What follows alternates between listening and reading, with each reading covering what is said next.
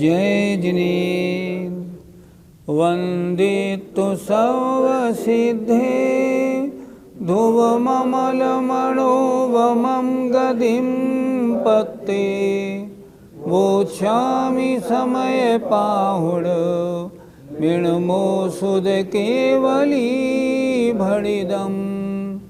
पंच परमेष्ठी भगवान की जय। कर्ता कर्म अधिकार चल रहा है।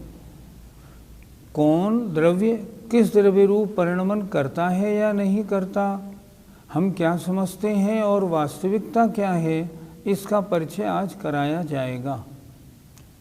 थोड़ा ध्यान दें। गाथा नंबर 82, 83, 84, 85 आज हम 4 गाथा करेंगे। घबराइए नहीं, 4 गाथा कैसे होंगी, चारों गाथाएं बिल्कुल एक सी हैं। सिर्फ चौथा चरण जो है वो बदला हुआ है, वो हम आपको समझा देंगे। अभी पहले हम समझाएंगे आपको 82, 83 और 84। आइए उच्चारण करते हैं। णविपरिणमदिण गिणदि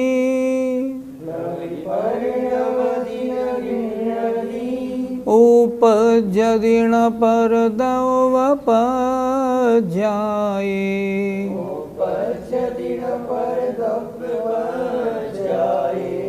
प्राणी जानन्तो बिहु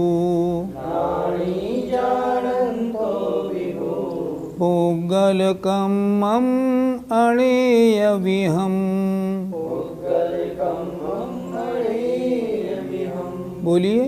णविपरिणमदिण गिणदि उपज्यदिण परदवपज्याये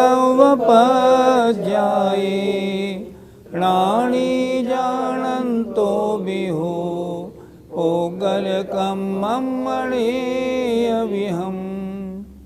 णविपरिणमदिण गिणदि उपज्यदिण परदवपज्याये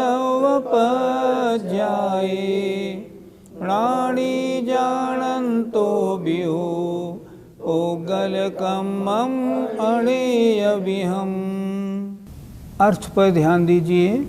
णविपरिणमदि न उनरूप परिणमन करता है, न गिणदि न उन्हें ग्रहण करता है, न उपज्यदि न उनरूप उत्पन्न होता है।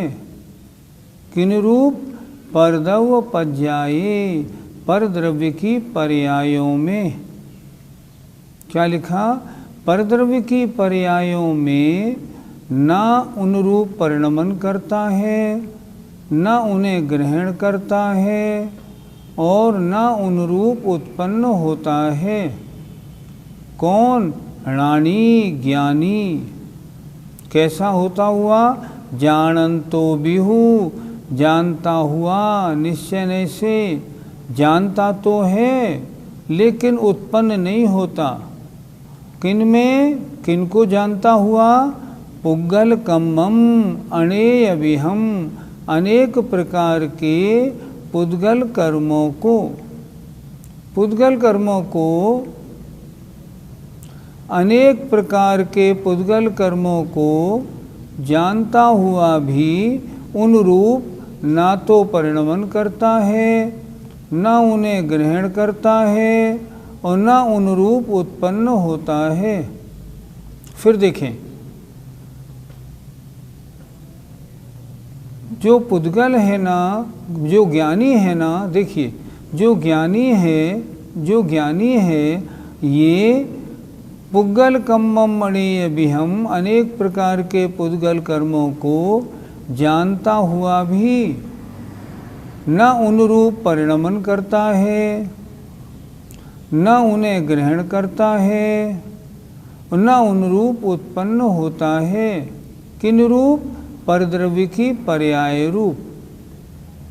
फिर देखें एक बार, ज्ञानी पुद्गलिक कर्मों को, अनेक प्रकार के पुद्गलिक कर्मों को जानता हुआ भी निश्चय से न उनरूप परिणमन करता है, न उन्हें ग्रहण करता है न उन रूप उत्पन्न होता है। क्यों? क्योंकि वे परद्रव्य की पर्याय हैं। इस कारण वो किस रूप रहता है? वो तो अपने रूप रहता है।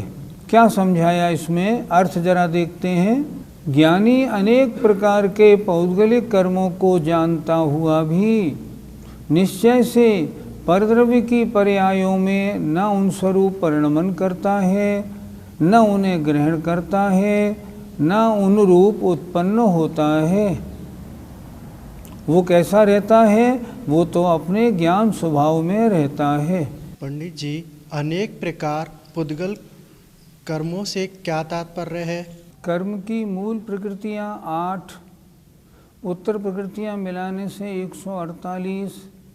ये सब आत्मा के साथ बंधी हुई हैं, भिन्न भिन्न बहुत सारी। कुछ को छोड़ दो, बाकी सब बंधी हुई हैं। ज्ञानी इनको जानता है, लेकिन जानते होने के बाद भी ना तो उन रूप कभी परिणमन करता है, ना उनको ग्रहण करता है, ना उन रूप उत्पन्न होता है। क्यों नहीं होता? वे तो पुद्गल की पर्याय हैं। उनके उदय में आने पर तद्रूप जो कर्म का फल होता है, व्यवहारने से उनको भोगने वाला है, वो अलग बात है। लेकिन ज्ञानी जो कर्म आत्मा के साथ बंधे हैं उनको जानता तो है, पर उन रूप ना परिणमन करता है, ना ग्रहण करता है, ना उत्पन्न करता है। वो तो अपने को ज्ञान स्वभाव रूप मानता है। पंडित जी, परद्रव्य की पर्याय क्या होती हैं? ये कर्म रूप जो परिणमन हुआ, ये किस द्रव्य की पर्याय हैं? ये पुद्गल द्रव्य की पर्याय हैं। जो कार्माण वर्गणाएँ हैं वे इस रूप परिणमन हुई हैं। हमने माना इनके परिणमन में आत्मा के परिणाम निमित्त कारण हैं। हमने माना इनके परिणमन में आत्मा के परिणाम निमित्त कारण हैं। फिर भी ये कर्मरूप परिणमन किसने किया? ये कर्मरूप परिणमन किया कार्मण वर्गणाओं ने। ये आत्मा का परिणमन नहीं है, ये तो परद्रव्य का परिणमन है। इसलिए ज्ञानी ना तो मानता है, ना तो इस रूप परिणमन करता है, ना इनको ग्रहण करता है, ना इन रूप उत्पन्न होता है। क्यों? क्योंकि ये तो परद्रव्य की पर्याय हैं। ये भिन्न हैं और मैं भिन्न हूँ। पंडित जी, तो ऐसे ग्रहणादि रूप किसका परिणमन होता है? हम मिट्टी और घड़े की चर्चा ले लें। जब मिट्टी से घड़ा बना तो क्या हुआ? मिट्टी ने ही घड़े रूप परिणमन किया, मिट्टी ने ही घड़े रूप को ग्रहण किया, मिट्टी ही घड़े रूप से उत्पन्न हुई। जो परिणमन हुआ वो मिट्टी का ही हुआ। इसी तरह आत्मा कर्मों को जानता तो है, पर उस रूप न परिणमन करता है, न उत्पन्न होता है, न उनको ग्रहण करता है। अर्थात आत्मा कर्मों का मात्र जानने वाला है, उनका उपादान करता नहीं। जो ऐसा मानता है वो ज्ञानी होता है। इस समय सार ग्रंथ में 4 गाथाएं हैं, 82, 83, 84, 85। चारों गाथाएं बिल्कुल एक हैं। आप जरा खोलें और 82 नंबर को देख लिया, 83 नंबर की गाथा को देखें। उसमें क्या लिखा? न विपरिणमदि न गिणदि उपज्यदि न परदवपज्यायि णाणी जानंतो बिहु। यहाँ तक तो बिल्कुल सरल, पहले ऐसा ही आया, पर चौथा चरण बदल गया, सग परिणामम अणेयबिहम। इसी तरह गाथा नंबर 84 में 3 चरण तो बिल्कुल वैसे ही हैं। चौथे चरण में क्या आया? पुग्गलकम फल मणंतम। थोड़ा थोड़ा सा अंतर आया। इसलिए गाथा को मैं समझा देता हूँ, आप अपना ग्रंथ खोल के समझ लें। गाथा नंबर 83 में आचार्य क्या कह रहे हैं कि ज्ञानी सग परिणामम अणेयबिहम। अणेयबिहम अनेक प्रकार के अपने परिणामों को जानता हुआ भी उन परिणाम रूप ना तो परिणमन करता है, ना ग्रहण करता है, ना उत्पन्न होता है। क्यों? क्योंकि वे परद्रव्य की पर्याय हैं। अपने परिणाम है तो परद्रव्य की पर्याय क्यों? क्योंकि अन्य कर्म के उदय के कारण अपने अनेक तरह के परिणाम बने हैं। ज्ञानी तो ज्ञाता दृष्टा स्वभावी है। ज्ञानी कहता है ये मेरा परिणमन नहीं, ये तो कर्म के कारण होने वाला परिणमन है। इसलिए ज्ञानी अपने परिणामों को जानता तो है, पर उन रूप ना तो परिणमन करता है, ना उनको ग्रहण करता है, ना उन रूप से उत्पन्न होता है। आइए गाथा नंबर 84 देखते हैं। उसमें क्या है? उसमें 3 चरण बिल्कुल वही हैं। न विपरिणमदि न गिणनदि उपज्यदि न परदवपज्याये राणी जानंतो व्यू पुग्गलकम फलमणंतम। यहाँ इन्होंने क्या लिखा? पुग्गलकम फलमणंतम। पुद्गल कर्मों के फल जो अनंत प्रकार के हैं उनको ज्ञानी जानता है। ये स्वस्थ है, ये बीमार है, ये गरीब है, ये अमीर है, ये ज्ञानी है, ये अज्ञानी है, इन सबको जानता तो है, लेकिन उन परद्रव्य की पर्याय रूप ना तो वो उत्पन्न होता है, ना ग्रहण करता है, ना परिणमन करता है। आत्मा जो ज्ञानी है वो तो ज्ञान रूप बने रहता है, अपने ज्ञानी पने को नहीं छोड़ता। तीनों गाथाएं बिल्कुल एक सी हैं। गाथा नंबर 82 में पुग्गल कम्मम अणेय विहम, अनेक प्रकार के पुद्गल कर्मों को जानता हुआ ज्ञानी। गाथा नंबर 83 में अनेक प्रकार के अपने परिणामों को जानता हुआ भी। गाथा नंबर 84 में पुद्गल कर्मों के अनंत फलों को जानता हुआ भी ज्ञानी उन रूप परिणमन नहीं करता। राग के उदय में राग रूप परिणमन होता है, पर ज्ञानी उस राग को अपना स्वभाव नहीं मानता, उस रूप परिणमन नहीं करता है। ज्ञानी जो है, जो समाधि में रत ज्ञानी है, वो तो समाधि में रत रहता है। इस तरह 82, 83, 84 गाथाएं बिल्कुल एक सी हैं। आइए अब 85वीं गाथा अपन देखते हैं। णविपरिणमदि न गिणनदि उपज्यदि न परदवपज्याये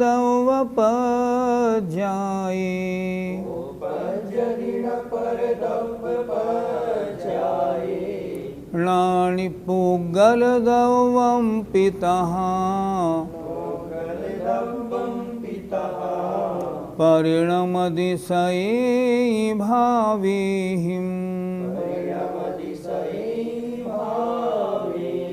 बोलिए। न विपरिणमदि न गिणनदि उपज्यदि न परदवपज्याये पुग्गलदवं पितः परिणमदिशये भावेहि। न विपरिणमदि न गिणनदि उपज्यदि न परदवपज्याये पुग्गलदवं पितः परिणमदिशये भावेहि। अर्थ पर विचार करें। न विपरिणमदि, न उनरूप परिणमन करता है, न गिणनदि, न उन्हें ग्रहण करता है, न उपज्यदि, न उनरूप उत्पन्न होता है। किस रूप? परद्रव्य की पर्यायों में। शिष्य ने प्रश्न किया था, आपने जीव के बारे में तो बता दिया कि जीव अन्य द्रव्य की पर्याय रूप उत्पन्न नहीं होता। अच्छा, पुद्गल की दशा क्या होती है ये बताइए। तो ये कह रहे हैं पुग्गल दवम्पि, पुद्गल द्रव्य भी तहा माने उसी प्रकार परिणमदि परिणमन करता है, सये ही भावे ही अपने ही भावों से।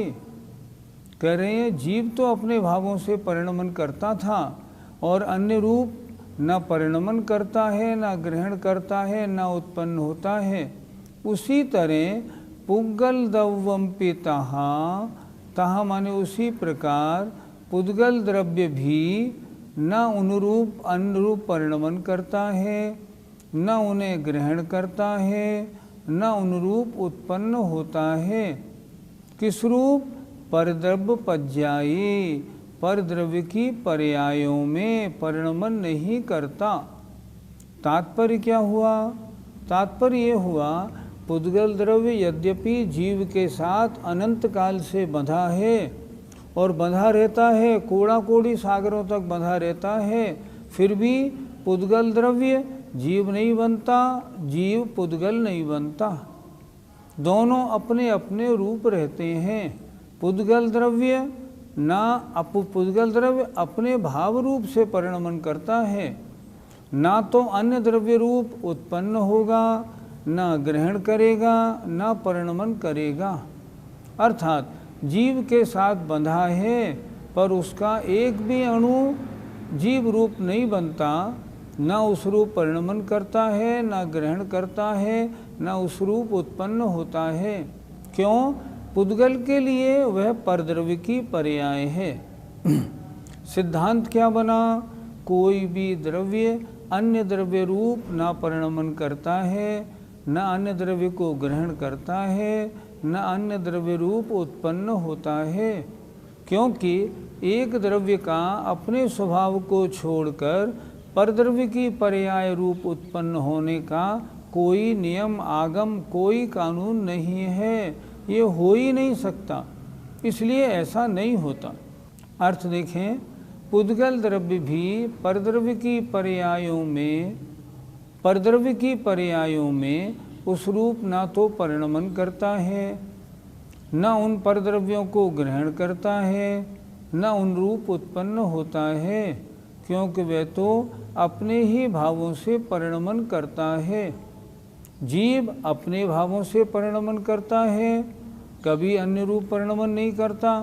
पुद्गल अपने भावों से परिणमन करता है, वो अन्य रूप परिणमन नहीं करता। कर्ता कर्म अधिकार है। किस जीव का कौन सा द्रव्य किन का करता है और किन का करता नहीं है, कौन से जीव के कर्म हैं और कौन से कर्म नहीं हैं, निश्चय से और व्यवहारने से ये यहाँ बताया जा रहा है इस अधिकार में। पंडित जी, फिर पुद्गल का जीव से संयोग क्यों होता है? द्रव्य 6 हैं, जीव, पुद्गल, धर्म, अधर्म, आकाश और काल। इन 6 द्रव्यों में से परिणमनशील द्रव्य तो सिर्फ 2 हैं, जीव और पुद्गल। ये दोनों आपस में संयोग को प्राप्त होते हैं। संयोग रूपी परिणमन सिर्फ इन 2 में होता है। अन्य द्रव्यों में देखें, धर्म द्रव्य में वो किसी से नहीं जुड़ते, अधर्म द्रव्य किसी द्रव्य से नहीं जुड़ता, काल द्रव्य भी नहीं जुड़ता, आकाश द्रव्य भी नहीं जुड़ता। जीव और पुद्गल ये 2 द्रव्य ऐसे हैं जो संयोग को प्राप्त होते हैं। जैसे जीव है, जीव को शरीर प्राप्त हुआ, जीव के साथ कर्म जुड़े, जीव में राग द्वेष हुआ, ये जीव और पुद्गल का सारा खेल है। लेकिन इतना होने पर भी जीव पुद्गल रूप नहीं होता, पुद्गल जीव रूप नहीं होता। इन दोनों का संयोग तो होता है, लेकिन ये अपने स्वभाव को नहीं छोड़ते। यहाँ आचार्य ये कह रहे हैं, तरह तरह के परिणामों में जैसे जीव सब तरह के परिणाम रूप होते हुए अपने स्वभाव को नहीं छोड़ता, वैसे पुद्गल भी जीव के साथ जुड़ता है पर वह अपने स्वभाव को नहीं छोड़ता। हर द्रव्य अपने रूप परिणमन करता है, अन्य द्रव्य रूप परिणमन नहीं कर सकता, ये यहाँ बताना चाह रहे हैं। तो इन 2 ही द्रव्यों में परिणमन होता है, अन्य में नहीं होता। इसलिए 2 द्रव्यों की चर्चा यहाँ की गई और बताया गया है, इन दोनों में संयोग होते हुए भी ये दोनों द्रव्य अपने स्वभाव को नहीं छोड़ते। पंडित जी, ऐसा कौन जीव जानता है? जिनको नए पद्धति का ज्ञान है, जो निश्चय और व्यवहारने को अच्छी तरह समझते हैं, जो द्रव्य के स्वभाव और प्रभाव को अच्छी तरह समझते हैं, जो कर्ता और कर्म भाव को भी अच्छी तरह पहचानते हैं। ऐसे जो जीव होते हैं वो इस तरह जानते हैं कि संयोग होना संभव है, लेकिन एक द्रव्य का दूसरे द्रव्य रूप परिणमन होना संभव नहीं। आत्मा के साथ कर्मों का चिपकना तो संभव है, लेकिन आत्मा जड़ रूप हो जाए ये कभी कदापि संभव नहीं। पुद्गल अपने परिणमन का करता है, जीव के परिणामों का नहीं। जीव अपने परिणमनों का करता है, पुद्गल के परिणामों का नहीं। इसी तरह प्रत्येक द्रव्य अपने परिणमन का करने वाला होता है। अन्य द्रव्य रूप न उत्पन्न होता है, न उसको ग्रहण करता है, न अन्य द्रव्य की पर्याय रूप उत्पन्न होता है। इतनी समझ ज्ञानियों के होती है। और जो ज्ञानी परम समाधि में लीन हैं, वे बिल्कुल विचारते हैं मेरी आत्मा तो ज्ञायक स्वभाव मात्र है। बहिरंग परिस्थितियाँ कैसी भी हों, ये बहिरंग परिस्थितियों का असर पुद्गल पे है, मेरे ऊपर कुछ नहीं। मैं तो अपने स्वभाव रूप परिणमन कर रहा हूँ और मैं अन्य रूप परिणमन करने वाला नहीं। इस तरह विज्ञानी ज्ञानीपने में रहते हुए अन्य द्रव्य की पर्याय रूप परिणमन नहीं करते। आइए 82 और 85 इन दोनों गाथाओं का पद्यानुवाद तो आपको हम बोर्ड पे दिखाएंगे, बाकी उच्चारण 82 से 85 तक चारों का करेंगे। आइए। जो भी अनेक विध है विधि आत्मा में, ज्ञानी उन्हें निरखते रत हो क्षमा में। वे साधु किंतु न कभी पर रूप पाते, स्वीकारते न पर को पर में न जाते। आइए अब पद्यानुवाद निकालें 83 का। निष्पाप आप अपने अपने गुणों को, ज्ञानी सदैव लखते तज दुर्गुणों को। आधार ले न पर का पर में न जाते, वे साधु किंतु न कभी पर रूप पाते। गाथा नंबर 84 का पद्यानुवाद देखें। ज्ञानी नितांत सुख के दुख के दलों को, है जानते जड़मयी विधि के फलों को। वे साधु किंतु न कभी पर रूप पाते, स्वीकारते न पर को पर में न आते। गाथा नंबर 85 का पद्यानुवाद सामने भी देखें, सामने पद्यानुवाद दिया हुआ है, उसको भी देख लीजिए। विज्ञानहीन जड़ पुद्गल भी सदा से, होता सुशोभित नितांत निजी दशा से।